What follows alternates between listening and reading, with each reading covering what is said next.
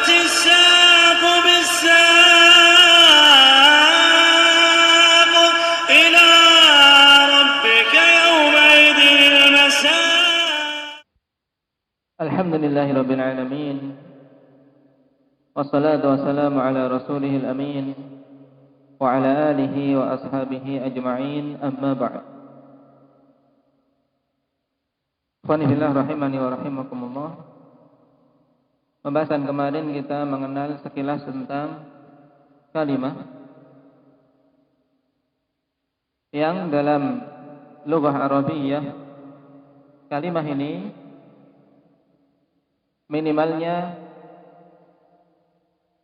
atau merupakan unsur terkecil dari suatu pembicaraan atau kalam. Nah, dalam lughah Arabiyah kalimah itu ada berapa macam? Abah Yusuf, tutup catatannya. 3 apa saja? Isim, fi'il, huruf. Taib. Kemudian isim itu apa, Abah Abdul Razak? Kata benda. Pengertian secara ilmiahnya?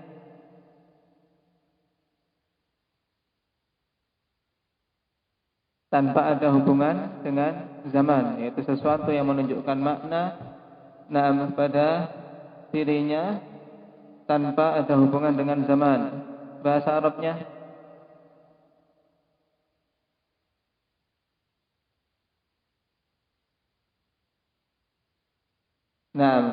walam taktarin di zaman. Kalimatun dallat ala makna li nafsiha walam taktarin di zaman. Baik. Kemudian fi'il, apa itu fi'il? Akhdani, kata kerja. Secara istilahnya yang dalam nahwu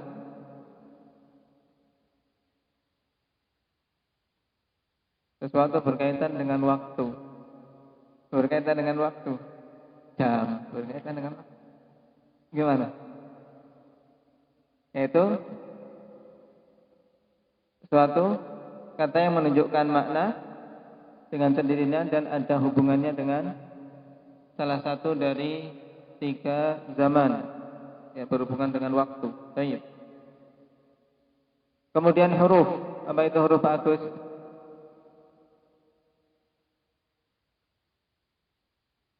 Nah, satu kata yang baru bisa memiliki makna ketika dikandungkan dengan yang lain. Nah, itu secara mudahnya.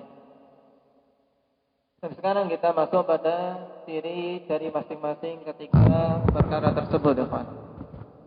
Nah, mau tidak mau kita harus melewati ini, karena tidak akan mungkin masuk pada pembahasan berikutnya sampai betul-betul paham tentang ciri-ciri isim, fi'il maupun huruf. Kita mulai dari isim dulu.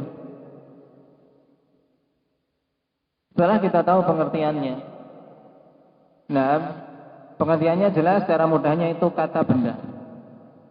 Nah, dalam bahasa Arab, kata benda itu punya ciri. Nah, punya ciri. Untuk kita bisa bedakan dengan fi'il atau huruf. Nah, yang disebutkan dalam diagram di lembaran kita itu ada 3 alamat pokok. Nah, ada 3 alamat pokok yang harus antum pahami dengan baik, yang dengannya kita akan tahu bahwasanya suatu kata itu isim, walaupun itu belum semuanya. Yang pertama yang paling jelas adalah at-tanwin. Tanwin. Tanwin itu apa, Rifki? Tahu tanwin apa? 2 fathah atau fathatain atau dhammatain atau kasratain, itu mudahnya, yaitu ini tanwin, atau seperti ini atau seperti ini. Nah, 2 fathah atau 2 dhammah atau 2 kasrah, itulah tanwin. Dan secara istilah mereka ingin mengibaratkan dengan sesuatu yang lebih ilmiah, yang namanya tanwin adalah apa? berarti suara nun yang sukun, yang ada ketika diucapkan tapi tidak ada ketika ditulis. Antum perhatikan pada kotak mustalahat itu. Nah, ada pengertian untuk tanwin. At-tanwin nunun sakinatun talhaqul akhira lafdhan la khattan. Yang namanya tanwin adalah nun yang sukun. Kenapa kok nun yang sukun? Ya, karena kalau kita lihat suatu isim yang ada tanwinnya, misalnya masjidun,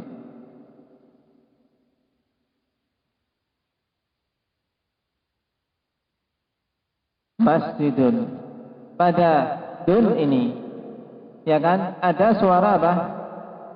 Seakan-akan kan gini. Ya tidak, masjidun. Berarti tanwin itu hakikatnya adalah suara nun. Ya, ya nun sakinah, nun yang sukun, yang ya mengikuti akhir suatu isim, talhaqu akhiral ismi. Al-akhir, al ini maksudnya akhir dari suatu isim.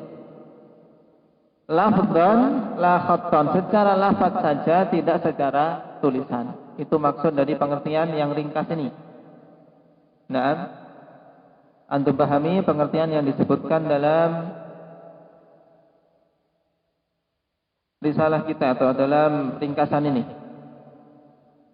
Nunun sakinah talhaqul akhira lafdhan la khattan. Nah, yang sudah mengikuti muyasar dan seterusnya bagus dihafal. Kenapa? Karena pengertian-pengertian istilah ini terus terpakai. Antum belajar sampai kitab-kitab yang tinggi. Ketika awal kita belajar sudah ikut menghafal pengertian-pengertian itu akan semakin mudah dan semakin kuat. Ini hakikat tanwin. Makanya walaupun bunyinya masjidun, nunnya ini tidak ada. Nunnya ini tidak ada, tapi kemudian dituliskan dengan apa? Dhammatain, dua dhammah. Masjidun. Nah, tanwin ini khonifillah merupakan alamat dari apa? Dari isim. Baik. Walaupun tidak semua isim. Nah, tidak semua isim, tapi alamat ini hanya bisa kita ketemukan pada isim yang dinamakan dengan isim al-mutamakkin, al-amkan, yaitu isim mutamakkin amkan. Ada istilah nanti insyaallah taala bahwasanya isim terbagi menjadi 4, isim mutamakkin amkan, isim mutamakkin ghairu amkan, isim ghairu mutamakkin, dan isim ghairu amkan. Baik. Yang jelas sekarang, kalau kita dapati kok suatu kata dia ditanwin, maka jelas itu apa? Apa betul Razak? Isim. Nah, jelas itu adalah isim. Dan tanwin khonifillah ada bermacam-macam. Tanwin yang ada di akhir suatu isim ada bermacam-macam. Nah, untuk sekilas biar antum paham ketika murajaah di ringkasan ini, perhatikan. Di sini tanwin dibagi menjadi 4 jenis. Nah, ada tanwin tamkin, ada tangkir, ada muqabalah, ada iwad.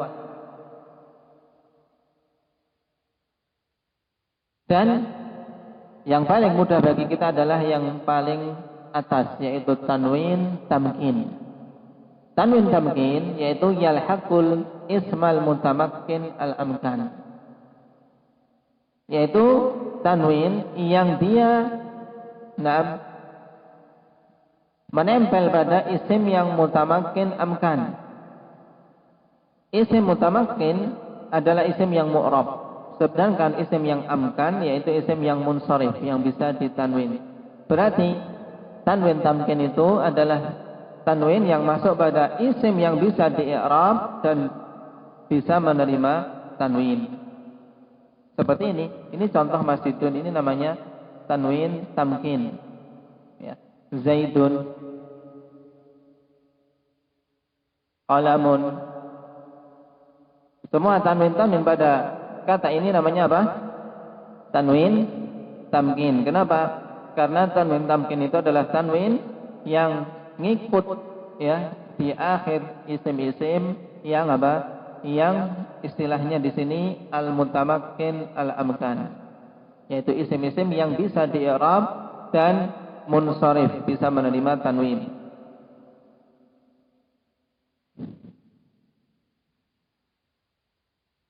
Kemudian yang kedua tanwin tangkir, yaitu tanwin yang dikatakan di sini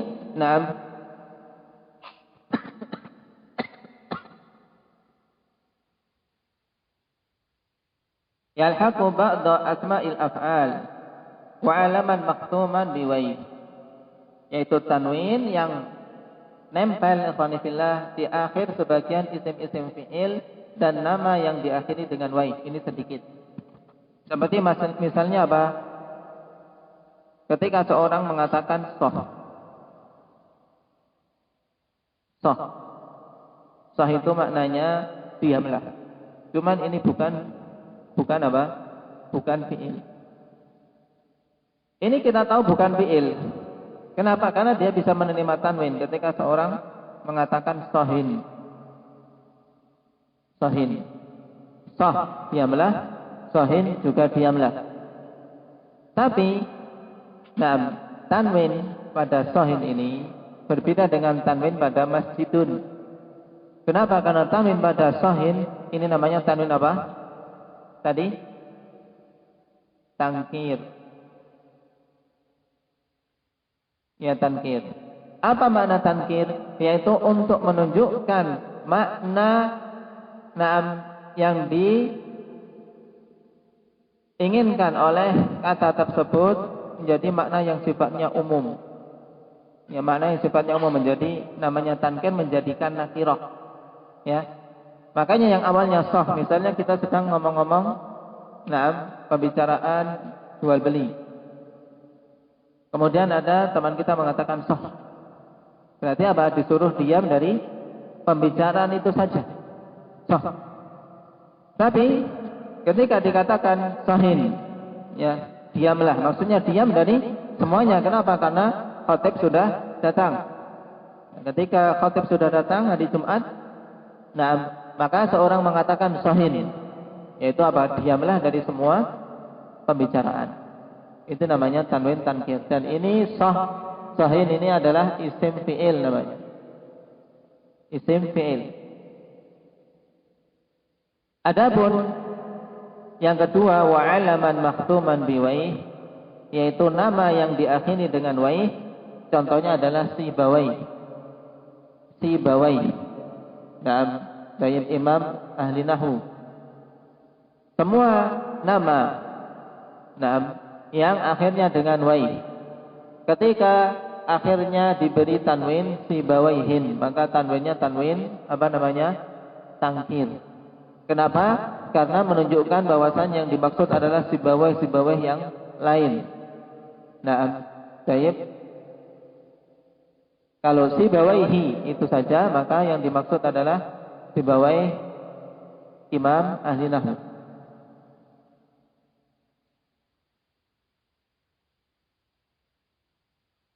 Kemudian tanwin muqabalah.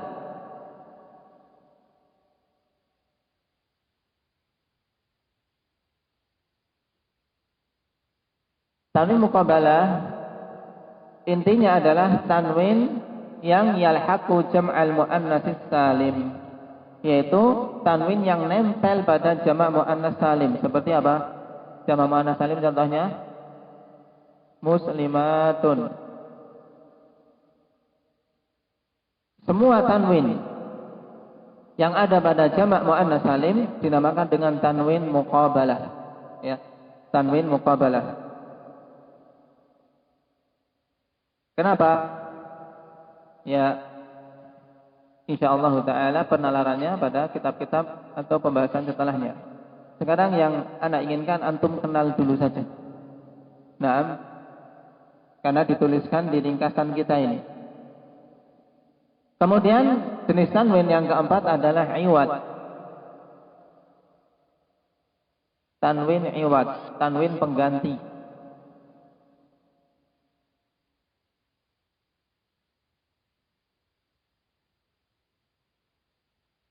Tanwin pengganti ini, dan perhatikan dalam tabel itu terbagi menjadi 3, yaitu iwad an harfin sebagai apa? Pengganti dari huruf.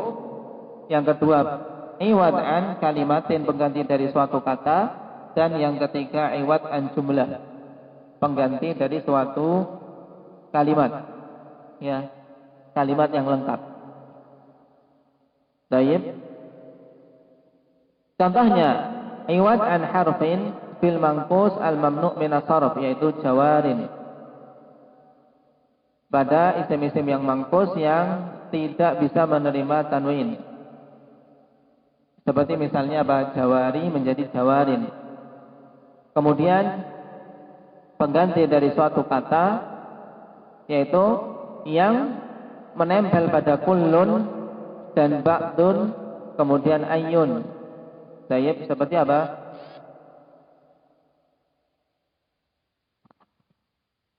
Kata kullun. Nah, kullun ketika ditanwin ini namanya tanwin iwad. Baik, tanwin iwad. Kemudian pengganti dari jumlah, yaitu yang menempel pada id yang diidhofahkan kepada isim zaman. Misalnya apa? Sa'ata idzin, yaitu pada waktu tersebut kita mengartikannya. Ini sebenarnya faedah untuk sekilas saja, karena untuk sebagian pemula ikhwan fillah akan sulit untuk menelaahnya. Cuman karena yang ikut bermacam-macam kondisinya, agar paham apa yang disebutkan di sini. Nah, agar paham yang disebutkan di sini, ketika nanti murajaah bisa memahami apa yang disebutkan dalam diagram. Intinya sekarang, pokoknya isim, alamat, di antara alamat-alamat untuk mengetahuinya kalau ada tanwin di situ. Ya, itu pokok yang harus dipahami. Kemudian tanwin itu hakikatnya apa tadi? Hakikatnya apa tadi, Rifki? Yaitu nun sukun yang ada pada akhir suatu kata secara apa? Ketika dilafadzkan, ketika dibaca, tapi tidak ada dalam tulisan. Itu mudahnya, harus diingat-ingat. Nah, tanda yang kedua adalah al. Yang hafal jurumiyah akan mudah di sini, yaitu al-ismu yu'rafu bil khafdi wa tanwin wa dukhulil alif wal lam. Tapi yang lebih bagus lagi takbirnya dukhul al. Bukan alif dan lam, tapi kemasukan al. Kemasukan al. Kapan saja suatu kata kok bisa kemasukan al, maka itu adalah isim. Cuman al di sini harus kita beri batasan al apa. Yang dimaksud adalah al ta'rif, yaitu al yang memberikan makna ta'rif. Karena di sana ada al yang masuk pada fi'il, yang namanya al mausulah, mausul harfi. Jadi al yang masuk pada isim itu namanya al ta'rif. Seperti misalnya qalamun, ketika kemasukan al menjadi apa? Menjadi apa Mujahid? Al qalamu. Qalamun menjadi al qalamu. Rajulun ar-rajulu. Nah, ketika suatu kata kok bisa kemasukan al ta'rif seperti ini, maka itulah isim. Dan di sini al-ta'rif terbagi menjadi 3, cuman insyaallah kita akhirkan saja biar tidak membuat sulit. kalau kita sudah naik ke tingkatan-tingkatan berikutnya. Intinya yang perlu diketahui sekarang, al yang menjadi tanda isim itu al apa? Apa Mahi?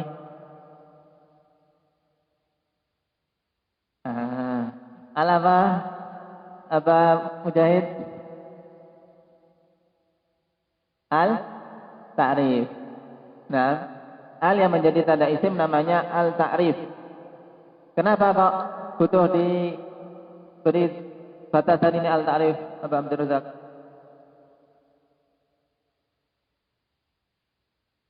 Apa itu al yang lain? Alvin nggak hadir. Apa tadi? Bagus.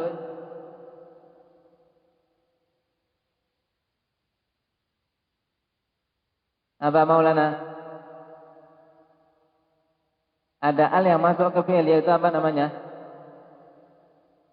Apa namanya? Apa Jirah? Apa Abdillah?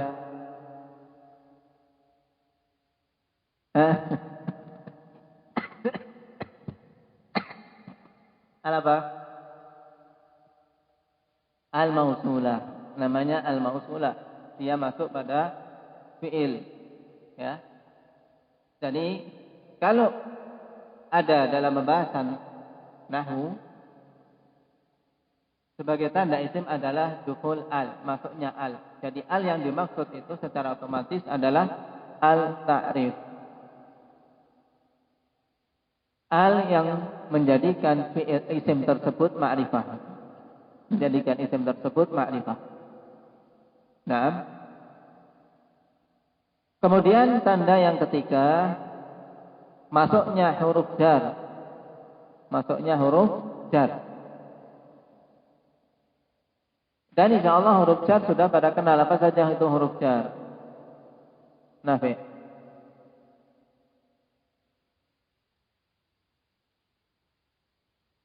Min, ila, an, ala, fi, rubba, al-kaf, walam, tayyib. Naam. Tayyib. Huruf jar ikhwanifillah ini juga merupakan tanda isim.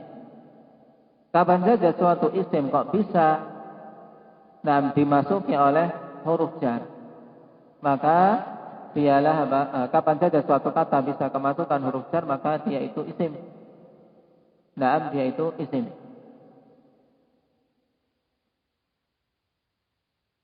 Dan disebutkan di sini huruf-huruf jar, dan bagusnya ikhwan kita sambil belajar antum sambil menghafal matan jurumiyah. Sambil menghafal matan jurumiyah, karena setiap cabang ilmu hendaknya seseorang memiliki bekal matan yang dihafal. Karena dulu guru kami mengibaratkan matan itu ibarat magnet. Ibarat magnet. Dengan magnet ini akan menempel faidah-faidah. Kalau kita dalam satu cabang ilmu tidak ada hafalan satupun, biasanya akan terpencar-pencar faidah. Tapi kalau punya satu saja, ringkas saja sudah. Aku nggak ngapal lain, pokoknya jurumiyah tok saja. Itu sangat membantu. Misalnya pembahasan kalam, antum bisa menempelkan banyak kalam ini dengan patokan matan itu. Sedangkan faidah-faidah untuk penjabarannya bisa antum jabarkan walaupun mengajar tanpa kitab bisa. Ini faidah kenapa kok para ulama Ibnu Ajurum mampu untuk menjabarkan panjang lebar, tapi memang mereka mengusahakan ada kitab yang ditulis ringkas, ada kitab yang ditulis meluas. Kitab yang ditulis ringkas ini yang disebut dengan matan-matan itu memang niatannya untuk dihafal. Kenapa? Karena memang hafalan seorang penuntut ilmu tidak hanya bisa mengandalkan pemahaman saja. Apalagi ilmu din. Ilmu din itu, mau tidak mau kita harus ngapal. Mau tidak mau harus ngapal. Baik. Kenapa? Tidak mungkin. Kalau kita tidak ngapal sekarang paham, ya paham tidak? Paham. Baik. Kalau tidak dihafal, besok ditanya kemarin paham, sekarang lupa. ya kan? Taib itu sudah. Makanya di antara hal yang dinasihatkan oleh para ulama kita ya seperti kemarin Abdullah bin Mubarak, pahami kemudian hafal. Naam, pahami hafal. Dan huruf jar ikhwanifillah dari sisi masuknya kemana? Naam, masuknya kemana? Terbagi menjadi 5 jenis. Sebagaimana dalam diagram ini. Nah, huruf jar yang masuk pada isim zahir dan isim mutmar atau dhamir. Kan nanti isim itu terbagi menjadi 2. Dari sisi apa? Nampak dan tidaknya. Ada isim zahir, ada mutmar. Nah, isim zahir itu isim yang nampak jelas, seperti apa? Misalnya kalimat ja'a zaitun. Zaitun itu isim zahir. Nah, isim zahir itu jelas, nampak dalam kalimat tersebut. Sedangkan mutmar itu yang tidak nampak. Misalnya apa? Darabtuhu. Aku telah memukul dia. Aku telah memukul dia. Ini namanya dhamir, yaitu sebagai istilahnya adalah kata ganti.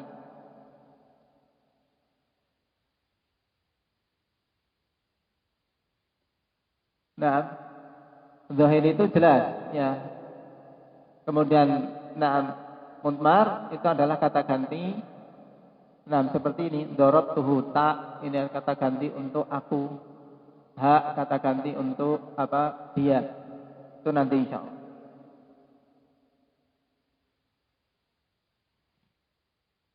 Perhatikan, yang masuk pada isim zahir dan mutmar adalah ba, kemudian ila, fi, an, ala, lam, kemudian apa? Min dan ba'ul qasam. Ba yang digunakan untuk bersumpah. Seperti misalnya, na'am, katabtu bil qalami.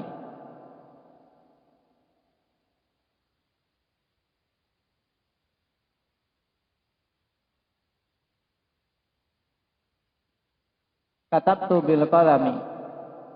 Ba. Ini masuk pada al-qalami. Al-qalam isim berarti isim apa? Isim zahir. Nah, isim zahir. Ba masuk pada isim zahir. Juga masuk pada isim dhamir seperti misalnya apa? Katabtu bihi.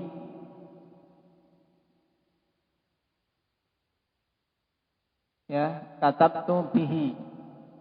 Nah, juga misalnya billahi. Sumpah billahi. Kita boleh apa? Bihi. Nah. Kemudian yang kedua, huruf jar yang hanya bisa masuk pada isim zahir saja, itu ada 2, yaitu kaf dan wawul qasam. Kaf dan wawul qasam. Tidak boleh kita mau bersumpah mengatakan wahu. Tidak bisa, tapi bisanya adalah wallahi. Demikian pula kaf. Kaf misalnya apa? Kaf berfungsi untuk memberikan apa? Memberikan makna penyerupaan apa? Baik. Memberikan makna penyerupaan. Misalnya Zaidun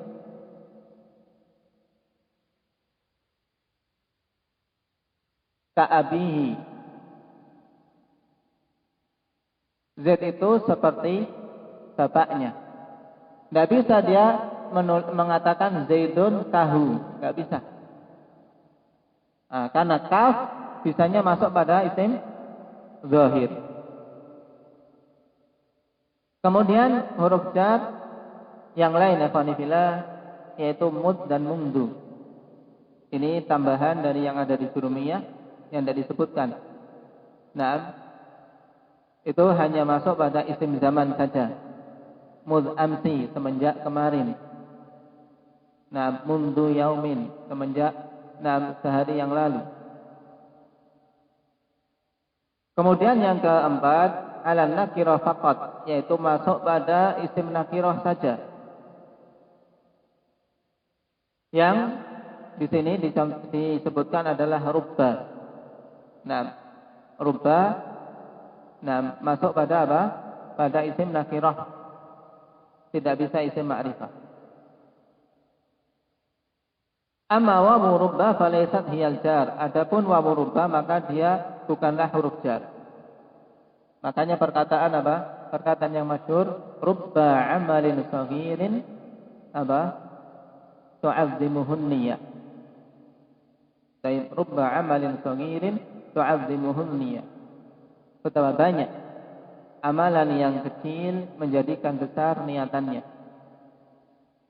Nah, jadi amalan kecil tapi niatannya bagus menjadi bernilai besar di sisi Allah Subhanahu wa taala. Ini rubba hanya bisa masuk pada isim nakirah saja. Tidak bisa rubbal amali, tidak bisa. Tapi rubba amalin. Kemudian yang kalimat yang paling spesifik yaitu apa? Huruf jar yang hanya bisa masuk pada lafzul jalalah saja, yaitu ta'ul qasam. Ta yang menunjukkan sumpah.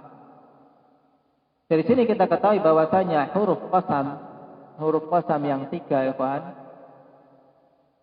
Huruf qasam itu ada 3 apa? Wawu, ba, kemudian ta. Ini dia masuk pada cakupan huruf jar. Paham? Huruf qasam itu masuk pada cakupan huruf jar. Kenapa? Karena makna huruf jar itu huruf yang apabila masuk pada suatu kata menjadikan kata tersebut di kasroh. Ya, kata tersebut dijarkan. Nah, dan huruf jar hanya masuk pada isim saja, makanya dijadikan sebagai apa? Dijadikan sebagai tanda. Nah, dijadikan sebagai tanda. Dan dari ketiga huruf sumpah ini, wawu, ba, dan ta, maka yang paling sempit penggunaannya adalah ta.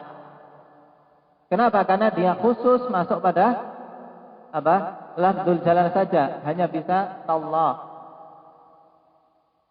tallahi. Nah, dan yang paling luas penggunaannya adalah apa? Ba. Nah, kenapa? Karena dia bisa digunakan untuk bersumpah dengan isim yang zahir. Na'am billahi.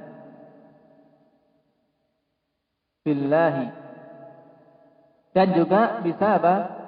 Untuk seorang bersumpah dengan isim dhamir bihi. Sedangkan wawu ini penggunaannya sedang, yaitu bisa na'am wallahi atau yang lainnya, sumpah yang lain selain nama Allah, tapi tidak boleh secara syar'i, tapi secara bahasa bisa. Misalnya wal ka'bati, demi Ka'bah. Ini secara bahasa boleh tidak? Secara bahasa boleh tidak? Boleh, maksudnya secara bahasa dalam tata bahasa ini benar. Wal ka'bati. Cuman secara syar'i apa? Secara syar'i tidak boleh, kenapa? Karena syirik, yang tidak bersumpah dengan nama selain Allah Subhanahu wa taala. Cuman dalam penggunaannya ini boleh untuk Allah, ya. Boleh untuk selain Allah Subhanahu wa taala. Tapi kalau ta ini hanya khusus untuk lafzul jalalah saja. Naam, lafzul jalalah saja. Naam, yaitu tallahi. Bahkan untuk nama-nama Allah yang lain ya kawan, tidak boleh. Tidak bisa secara bahasa tar-Rahman. Tapi kalau wawu bisa war-Rahman. Naam, 'allamal Qur'an. Ya, war-Rahmani. Wad-duha. Ini contoh yang ada dalam Al-Qur'an, wad-duha wal fajr dengan wawu. Naam, dan kebanyakan sumpah di dalam Al-Qur'an ya dengan wawu ini. Ini huruf qasam ada 3 yang juga masuk dalam kategori huruf-huruf jar. Berarti untuk antum hafal ya huruf-huruf jar itu yang disebutkan dalam surumiyah ya. Wa huruful jarri wa hiya min wa ila wa an wa ala wa fi wa rubba wal ba'u wa ta'u ya. Apa wal lamu wal kaf dan seterusnya. Kemudian wa huruful qasam al wawu wal ba'u wa ta'. Nah, ini 3 yang disebutkan dalam lembaran ini, yaitu tanwin, al, dan huruf jar. Baik, dari jurumiyah yang tidak disebutkan apa?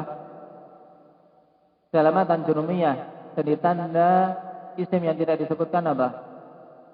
Hah?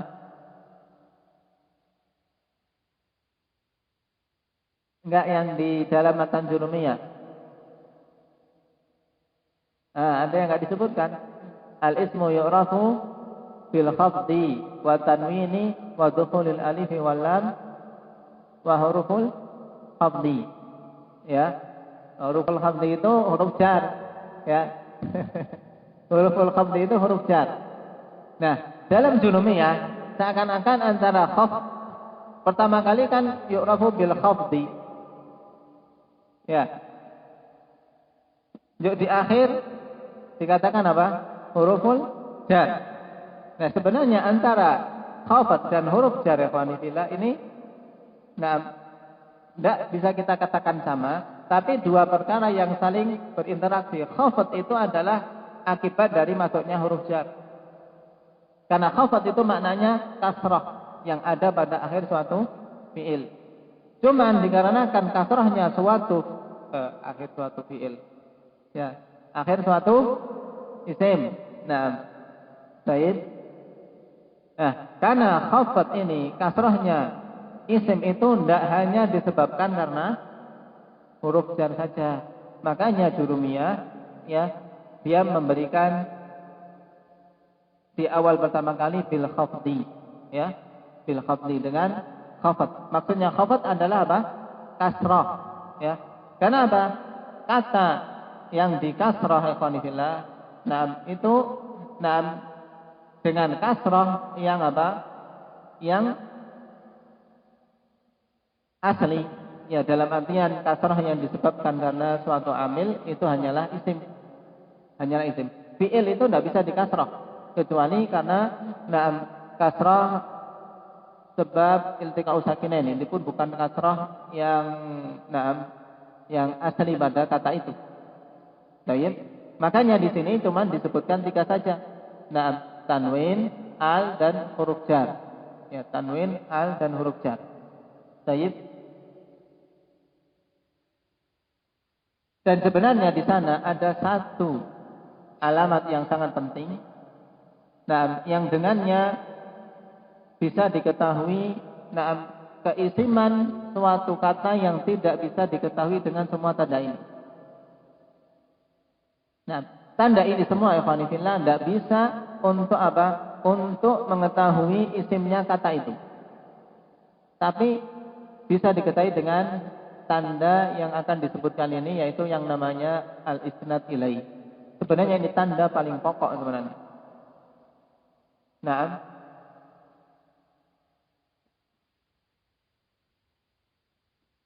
namanya al-isnad ilaih. Baik. Al-isnad ilaih. Karena isnad ilaih ini yaitu apa? Sesuatu yang disandarkan kepadanya suatu predikat. Karena dalam bahasa kita ada subjek, predikat, objek, ya kan? Nah, isnad ilaih inilah yang secara mudahnya dia adalah sebagai subjeknya yang diberi keterangan. Yang diberi keterangan. Seperti misalnya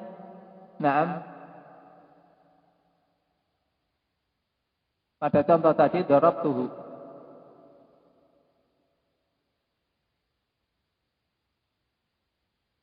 Tak pada darabtuhu ini kalau ditanya isim, fi'il atau huruf? Pada darabtuhu. Tak pada darabtuhu. Demikian pula ha pada darabtuhu. Ini isim, fi'il atau huruf? Nah, fa'il. Fa'il itu harusnya berupa isim. Ha? Isim juga. Sekarang kalau antum terapkan tanda-tanda ini, bisa enggak untuk mengetahui ini isim?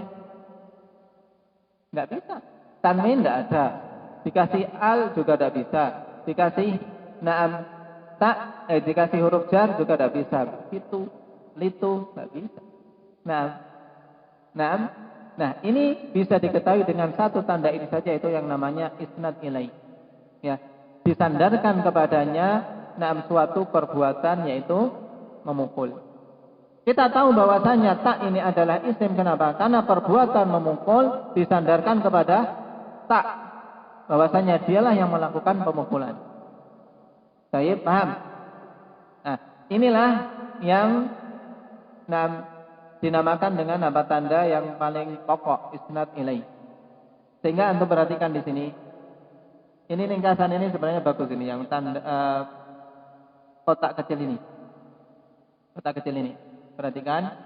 Bahasanya al-kalimah fil jumlah, yaitu kata pada suatu jumlah, pada suatu kalimat yang lengkap, itu bisa terbagi jadi 3 keadaannya. Yaitu yang pertama sebagai umdah, yang kedua sebagai fadlah, yang ketiga sebagai adat, sebagai alat. Nah, umdah itu yang menjadi inti suatu kata. Nah, karena ini yang penting, ikhwan. Nah, penalaran kami harus. Dalam bahasa Indonesia ada subjek, ada predikat, objek, keterangan. Ya enggak? Coba sekarang buat bahasa Indonesia yang terdiri subjek, predikat, objek, keterangan. Apabila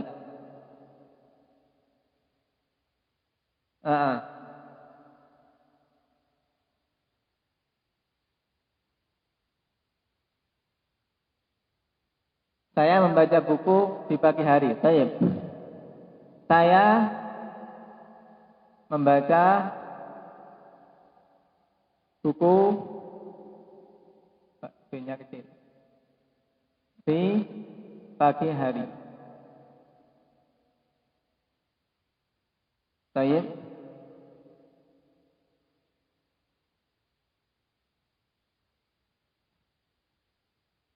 Karena kita bisa memahami bahasa Arab, ikhwanifillah. Nah, kalau kita juga paham bahasa kita. Nah, saya ini subjek. Kemudian membaca itu predikat, buku itu objeknya, di pagi hari ini keterangan apa? Waktu, ya tidak? Keterangan waktu. Nah, sekarang, dalam bahasa Arab sebenarnya gitu juga, Pak. Gitu juga kalimat itu, kalimat yang lengkap, itu secara umum, seperti ini juga. Mana yang menjadi inti dari kalimat ini?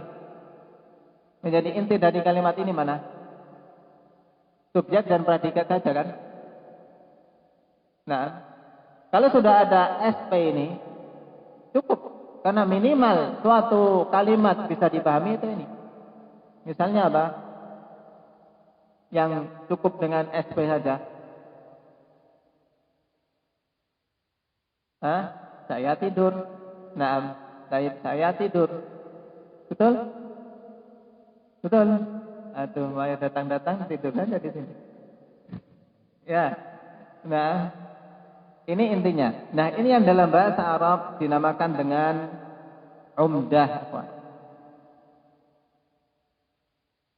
Di kotak ini, ya, dalam bahasa Arab namanya umdah.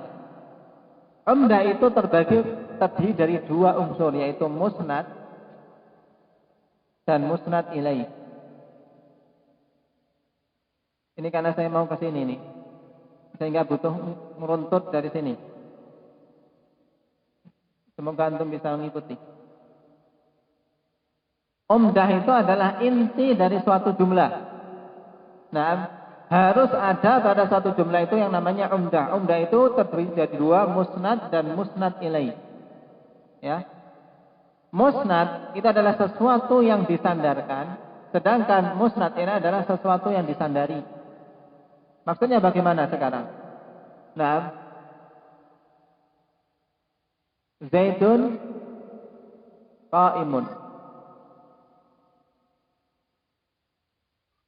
Zaid itu apa? Zaidun qa'imun. Zaid itu adalah seorang yang berdiri, ya tidak? Sekarang,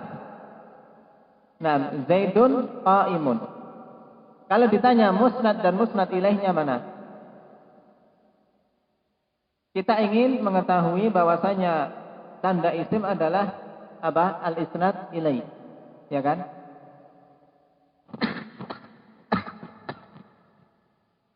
Yaitu adanya penyandaran suatu hukum kepadanya. Berarti Zaid disandarkan kepada berdiri atau berdiri disandarkan pada Zaid.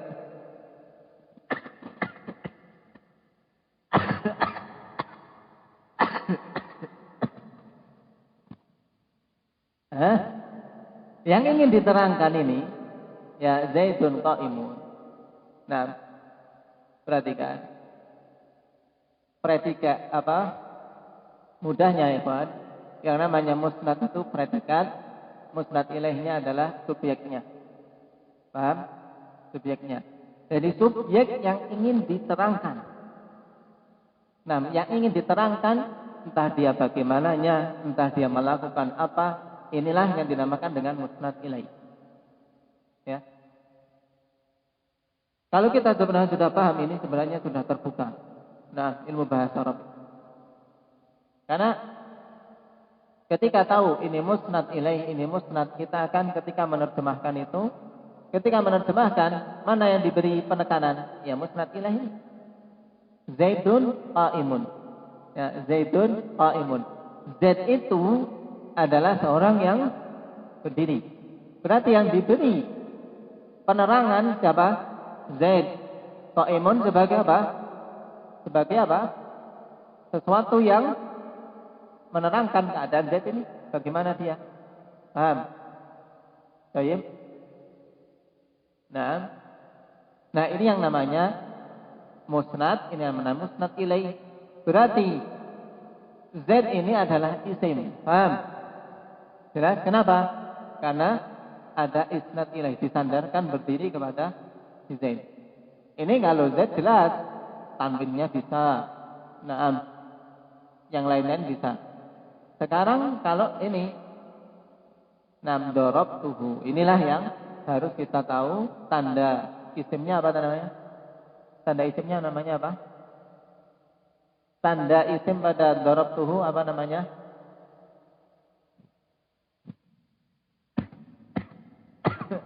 Nah, apa namanya? Isnad ilaih. Isnad ilaih. Jadi antum tambahkan ini.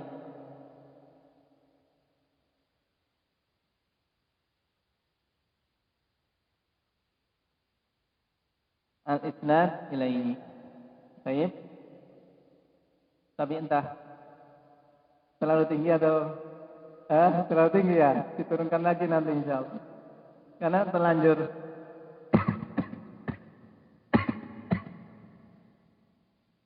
Gimana? Kali saya ini masalahnya jadi apa?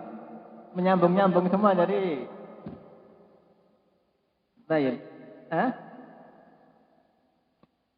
Iya makanya saya intinya sekarang hari ini ya yang harus antum kuasai sekarang. Karena kan beda-beda kondisinya. Yang harus antum kuasai sekarang isim itu apa?